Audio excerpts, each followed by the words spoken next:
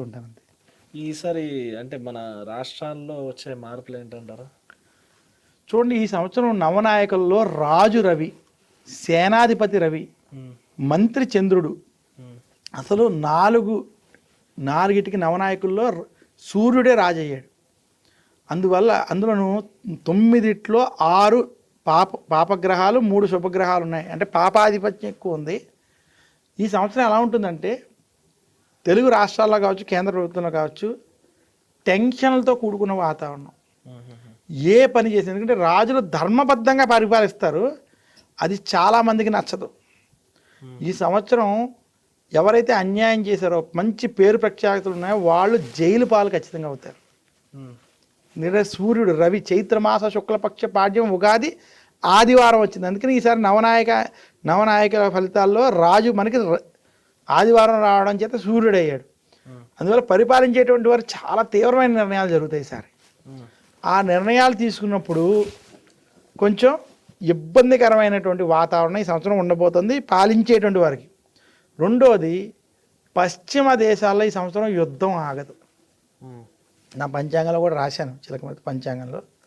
ఎందుకంటే ఎవరైనా యుద్ధాలు ఆపడానికి శాంతి ప్రయత్నాలు చేసినా సేనాధిపతి రవి, రాజు కూడా రవి, మేఘాధిపతి అర్ఘ్యాధిపతి కూడా రవి అయ్యారు ఈసారి.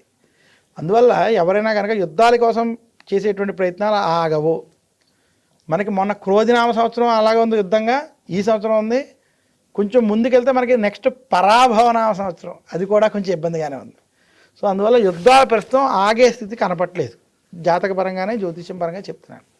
ఇది కాకుండా ఈ సంవత్సరం ఎర్రటి భూములు బాగా పండుతాయి, కందులు అవి బాగా పండుతాయి. ఎందుకంటే సస్యాధిపతి కుజుడయ్యాడు. మిల్లెట్స్కి మంచి గిరాకీ ఉంటుంది ఈ సంవత్సరం.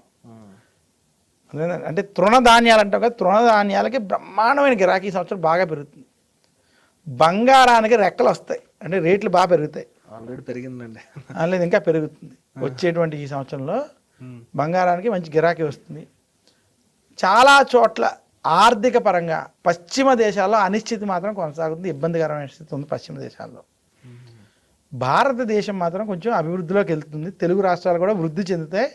అయితే వాళ్ళు తీసుకునేటువంటి నిర్ణయాలు ఏవైతే ఉన్నాయో దానివల్ల కొంచెం ఇబ్బందులు మాత్రం తలెత్తుతాయి.